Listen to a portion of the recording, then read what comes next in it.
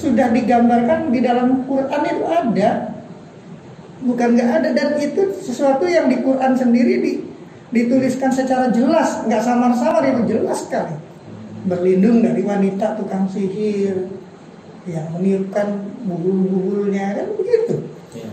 Bahwa kita yakin terhadap yang gaib, bahwa kita yakin Rasulullah itu ada Isra dan Mi'raj, itu mutlak, nggak bisa ditawar-tawar lagi. Jadi saya rasa ini yang perlu diluruskan, ini pemahaman kita. Nggak boleh berlebihan dan juga nggak boleh kurang. Ya masalah yang gaib ya kembali kepada itu kan segala sesuatunya tadi. Apa yang kita lakukan itu yang kita terima. Apa yang kita lakukan itu yang kita tuai, itu gaib, Pak. Apa yang kita mau kita tuai sendiri. Itu gaib. Sesuatu yang gaib itu kita nggak tahu nih. Kita doa sama Allah, ya Allah. Kalau kita nggak yakin dengan yang gaib, kita cuma logika saja, nggak perlu kita doa. Ya Allah nyuruh kita doa. Bahkan dijadikan ud'uni astajib lakum. Doalah kamu akan Allah kabulkan. Gimana dia bisa yakin kepada doanya kalau yang gaib menjadi nggak percaya? Dikabulkannya doa, perjalanannya doa itu gaib, Pak. Enggak. Di akal kita apa yang kita bakal terima sih? Kita minta begini. Kita minta rezeki. Kalau gambaran kita tuh rezeki cuma duit, selesai sih. Kita dikabulkan, apa yang kita doakan itu pasti dikabulkan oleh Allah. Karena apa yang kita doakan bentuk rezeki, bisa dari kesehatan, anak yang solehah, istri yang baik, itu kan rezeki yang kita terima. Kalau kita gambarannya bahwa itu yang gaib itu sesuatu yang nggak boleh diyakini secara serampangan juga, bahwa yang gaib itu gitu. Memang kita paham yang gaib itu sedikit, kata Allah, nggak banyak kita paham yang gaib gitu. Ya, kan lagi yang mau ditanya. Jadi yang terakhir itu kan membahas kendali ini, sebenarnya sih belum paham itu apa ya Ustaz? Ya itu kan istilah ya, supaya gampang kita namain. Segala sesuatunya kan untuk mempermudah ada namanya, Pak. Kalau nggak ada namanya susah kita membuat suatu amsal. Menggambarkannya susah. Menggambarinnya susah. Apa-apa, makanya Allah itu membuat segala sesuatunya itu dibuat perumpamaan. Ya, Allah membuat perumpamaan seperti nyamuk, Allah membuat perumpamaan seperti pohon yang baik, kalimatan thayyibah, kasajaratin thayyibah. Oh, kalimat yang baik seperti pohon yang baik. Itu Allah buat perumpamaan kalimat yang baik, kasajaratin thayyibah, seperti pohon yang baik. Itu Allah buat perumpamaan. Apa banyak yang Allah bikin perumpamaan supaya apa? Mudah dicerna. Ya. Makanya dibuat perumpamaan. Ya, contoh sekarang. Ya, bahasanya apalagi yang pasti ya. Saya nanti dibilang, wah ini nggak beres ini, itu segala macam. Ya, mau gimana lagi, kita mau sekarang begini. Ada istilah yang sekarang masalah gaib misalnya. Ini tentang pawang hujan. Pawang hujan aja. Banyak orang belum apa-apa udah dibilang musyrik. Ya. Benar nggak? Musyrik. Belum apa-apa nih, musyrik. Itulah bahayanya kalau kita ngomong tanpa ilmu. Orang kalau ngomong tanpa ilmu, ya, kalau orang ngomong tanpa ilmu, nanti negaranya, kelihatannya hati, Allah minta tanggung jawab nanti. Kenapa? Ngomongnya nggak ilmu, sifatnya nuduh, vonis. Ngerti nggak? Yeah. Wah, musyrik. Tuduhan musyrik, maaf, itu lebih parah daripada nuduh orang kafir. Musyrik itu neraka paling rendah. Lu paling rendah apa paling bawah? Keraknya neraka, Pak. Itu tuduhan orang musyrik, Pak. Nggak boleh sembarangan. Dia bilang musyrik, dia ngerti nggak apa yang dijalanin oleh orang itu? Apa ritual yang dijalankan oleh orang itu? Apa menyimpang dari unsur agama atau tidak? Kategori menyimpang seperti apa? Kategori tidak seperti apa? Dia ilmu begitu aja kagak ada. Udah nuduh. Ngerti nggak maksudnya? Iya, ngerti. Udah nuduh, belum ngerti ilmunya udah nuduh. Musyrik. Hati-hati. Jangan disingkat, nggak tanggung jawab. Nah, ini kan ada kejadian Rasulullah dulu didatangi sahabat, ya Rasulullah, ini kota kering kerontang. Ini bahasa ini ya, bahasa asalnya, bahasa asal aja nih ya. Kering kerontang, kita kurang air, tanaman banyak yang mati, segala macam, kurang air, kurang buah, segala macam. Gimana ya Rasulullah? Ya, akhirnya disuruh untuk sholat istisqa, untuk minta hujan. Begitu minta hujan 7 hari berturut-turut. Timbul banjir, apa di kota Madinah gitu. Kemudian Rasulullah datang, sahabatnya datang lagi, ya Rasulullah, ini kan begini binasa kami ya Rasulullah. Jawaban Rasulullah apa? Ya sudah, mohon sabar kepada Allah yang maha memindahkan hujan. Bahasanya mindahin hujan. Nah, kemudian begitu dibilang seperti itu oleh Rasulullah, sahabatnya doakan Rasulullah. Akhirnya diangkat tangan Rasulullah, mendoakan. Diangkat, ditunjuk tangannya ke atas, diputar 3 kali. Allahumma hawalaina walalaina, Allahumma hawalaina walalaina, Allahumma hawalaina walalaina. Ya Allah, jangan jadikan hujan ini di atasku, jadikanlah hujan ini di sekitarku. 3 kali tuh. Kemudian diangkat tangannya, Allahumma alala kami wal jibali wal azami wal zorobi wal abiyati wa manabiti sadari. Ya Allah, pindahkanlah hujan ini ke gunung, ke bukit, sampai ke lautan, ke tempat tumbuh banyaknya pohon atau hutan. Itu doa Rasulullah. Jadi kalau dibilang siapa paman hujan pertama kali, ya Rasulullah. Kalau ngomongin istilah ya, ini kan istilahnya paman hujan, tapi istilah lagi yang paling pas sih. Iya, istilah sekarang. Saya nggak ngerti saya istilah yang paling pas apaan gitu. Itu istilahnya begitu gitu. Jadi kita nggak bisa bilang ini begini, itulah gitu. Jadi ini saya sebenarnya banyak ngelurusin hal-hal pemahaman tentang masalah goib doang nih. Itu dulu nih yang saya luruskan. Begitu juga tentang masalah istilah kundalini, kayak istilah nur ilahi, kayak istilahnya apa? Ada yang mengistilahkan nur ilahi, ada yang mengistilahkan apa segala macam, energi segala macam. Intinya sekarang jangan berlebihan lah segala sesuatu. Jadi pas aja Pak. Jangan berlebihan, tapi juga nggak boleh terlalu, nggak boleh kurang juga. Ya, sesuai porsinya. Sesuai porsinya, gitu Pak. Oke. Kalau saya sih udah paham lah. Nangkep ya. Udah nangkep apa yang dijelasin tadi. Nah, jadi kalau saya sendiri ya menurut saya udah stabil gitu, dan udah bisa kontrol lah semuanya. Terus negatif di pikiran juga udah nggak ada lagi yang bisa bisikan jahat. Sekarang saya nanya, apa ini disebut placebo effect? Placebo effect justru saya nggak tahu Ustaz. Ini placebo effect artinya karena orang itu yakin bahwa ini jadi sembuh gitu kan. Oh, yang tadi sugesti itu ya? Sugesti, macam ya. Saya sih nggak begitu ngerti tentang masalah istilah placebo effect. Cuman ini jadi bahan aja gitu. Banyak omongan sekarang tentang placebo effect gitu. Karena itu yang saya rasain sendiri gitu. Jadi saya kan awalnya ya karena saya mikir saya berhalusinasi.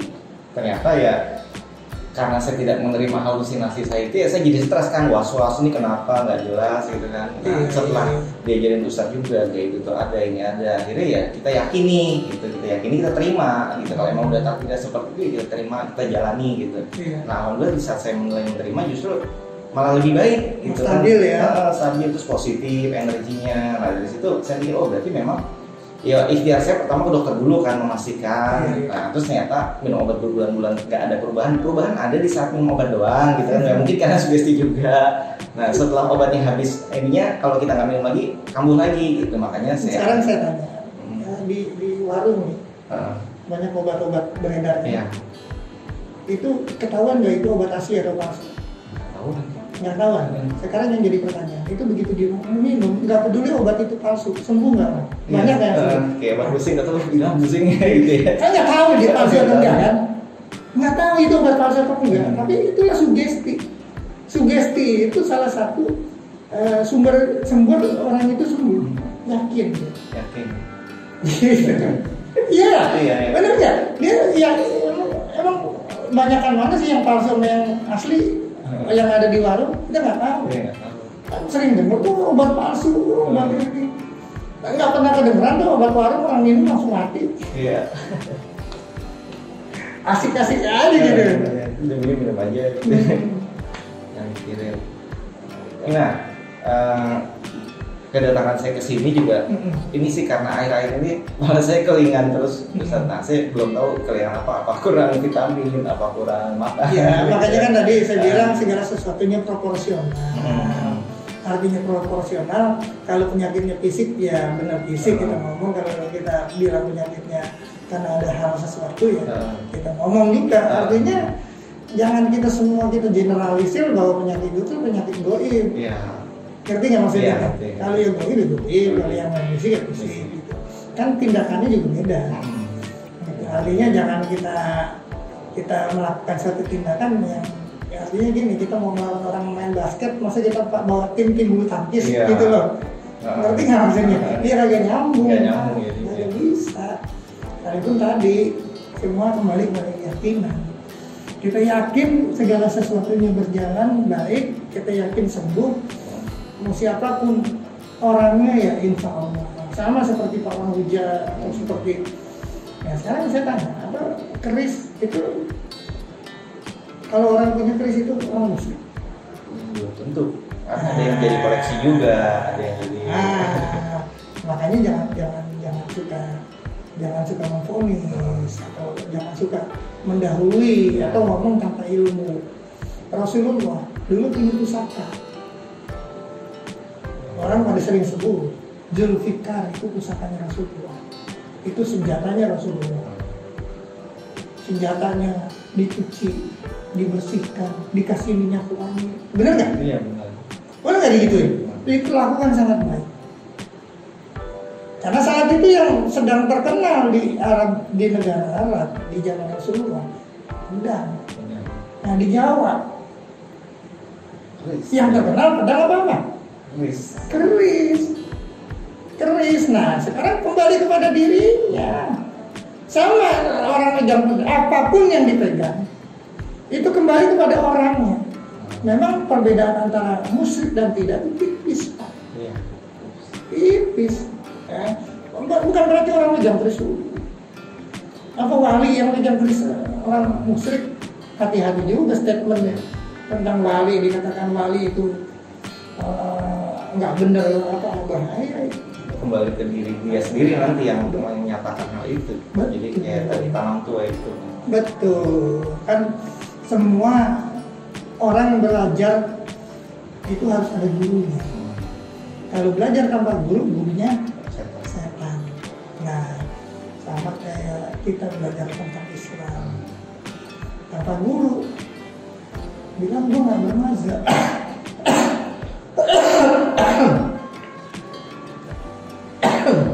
Minum dulu. Iya, gue nggak bermazhab. Gede banget. Sama gampang dikat. Berapa menit? Wah, ini kelamaan nih.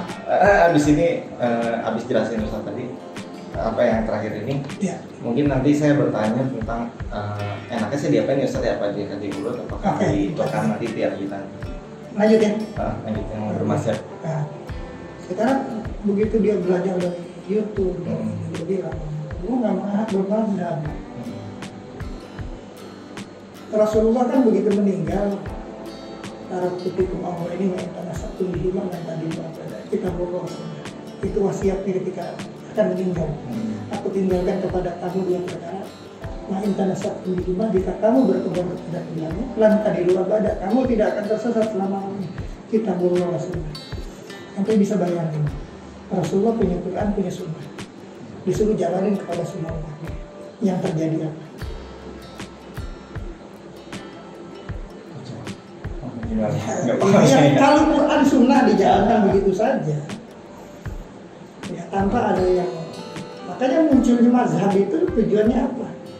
Supaya orang menggunakan Al-Quran dan Sunnah ada pakainya. Cara sholat, coba kalau orang sholat nggak pakai mazhab gimana caranya? Bingung kan? kan penafsirannya bisa berbeda-beda, jadinya ya bisa berbeda-beda juga nanti. Makanya orang kalau udah bilang gue tanpa mazhab, iya dia jadi liberal. Kenapa? Cara menerjemahkan dia bebas, loncat sana loncat sini, mau lintas masa boleh, mau di luar dari mazhab juga boleh. Liberal jadinya. Seenaknya sendiri dia tuh menerjemahkan itu ayat, itu hadis. Seenaknya sendiri. Karena apa? Iya, jadi liar cara menerjemahkan sesuatu itu jadi liar. Gitu. Ngerti nggak maksudnya? Ya, ngerti. Nah, itu begitu. Itulah fungsinya mazhab. Supaya orang itu cara berpikir menjalankan Al-Quran dan Sunnah ini ada jalurnya, ada acuannya. Ada acuannya. Apa di antara 4 mazhab ini ada yang paling benar? Nggak boleh merasa dirinya mazhab itu paling benar. Semua benar. Semua ada perbedaan, ada furu'iyah, ada khilafiyah, ada perbedaan seperti itu. Tapi bukan untuk didengar. Contoh sekarang, bahkan ada yang saling melengkapi. Contoh, orang pergi haji. Dia mazhab Syafi'i mau pergi haji, nggak jadi haji. Begitu dia mau tawaf, kesentuh perempuan batal. Sentuh perempuan batal. Akhirnya begitu di sana dia pindah mazhab sementara. Benar nggak? Kalau nggak seperti itu nggak jadi dia haji. Jangan mazhab Syafi'i paling benar. Begitu dia mau haji aja dia harus pindah sementara. Itu artinya itulah tadi saya bilang. Semua saling melengkapi, nggak ada yang paling benar, yang jadi guru benar, yang di politik benar, yang di ini benar, asal orangnya benar gitu aja. Niatnya benar dan tidak ada niat busuk di dalam, tidak ada niat jelek di dalamnya. Di hatinya nih, selama kita niat lillahi ta'ala, insya Allah apa yang kita jalanin, ya lillahi ta'ala. Dikatakan inna sholati wa nusuki wa mahyaya wa mamati lillahi rabbil alamin. Memang di mana? Ente mau di politik kalau udah ngomongin inna sholati wa nusuki wa, ente mau dagang ngomongin itu sahib lah. Kalau ente sudah ngomongin semuanya udah begitu inna sholati wa nusuki wa mahyaya wa mamati bidang ente apapun selama ente benar tuh jalannya. Itu kan inna sholati wa nusuki wa mahyaya wa mamati lillahi rabbil alamin itu rela kita. Gitu. Itu yang saya paham sih. Gitu. Jadi Ustaz nih, saran Ustaz apa? Jadi kan saya kesini sebenarnya tadi karena kalian kan enaknya di bekam kah, diurut kah? Nah. Nanti kita lihat dulu, kita pegang dulu. Ya, kita lihat otot-ototnya bagaimana, jalan darahnya bagaimana, kekakuannya di mana ototnya, permasalahannya di mana, tindakan apa yang terbaik, ya. Kayak gini loh, kita tahu ada unsur negatif atau enggak juga nggak bisa langsung begitu aja. Mungkin ada beberapa tanda, ada beberapa rasa gitu yang kita rasakan. Cuma nggak melulu begitu. Ada kalanya begitu dipegang, begitu ini, oh ini ada nih kayaknya gitu. Jadi scan dulu gitu ya, dianalisis dulu lah, analisa dulu. Jadi kita lakukan tindakan itu ya sesuai dengan kasus saja. Kasusnya apa? Kasusnya spiritual ya kita tangani dengan spiritual. Kasusnya fisik ya kita tangani fisik. Gitu. Ada kombinasi dua-duanya ya bagus. Gitu. Ya, berarti ini untuk part selanjutnya ya tadi ya dianalisa dulu, nanti bagusnya diapain gitu. Jadi nanti ada di video selanjutnya. Mungkin saya closing dulu Ustaz ya. Oke, jadi terima kasih yang sudah menonton video ini. Kalau ada manfaat baiknya silahkan diambil, kalau ada yang jeleknya ya dibuang jauh-jauh gitu. Terus bagi sobat yang juga mungkin ingin konsultasi ke Ustadz Syawgi, terus dari masalah medis yang tadi misalkan yang mau dibekam gitu ya, apa ada salah urat gitu ya, bisa kan ya Ustadz ya? Nah, terus kalau ada yang tadi saya alami misalkan perjalanan spiritualnya gitu, itu juga bisa ya konsultasi dengan Ustadz Syawgi. Jadi nanti nomor teleponnya itu ada di deskripsi video ya, jadi bisa langsung WhatsApp boleh ya Pak Ustadz ya? Nah boleh, jadi silahkan langsung lihat nomornya di deskripsi video. Terus sama alamatnya nanti mungkin ya langsung tanya aja Ustadz Syawgi di WhatsApp ya? Iya. Oke, ya udah saya akhiri video ini, jangan lupa di like, subscribe, dan mungkin sobat bisa share juga di kolom komentar. Oke, sampai jumpa kembali. Salam sobat perjalanan spiritual. Wassalamualaikum warahmatullahi wabarakatuh.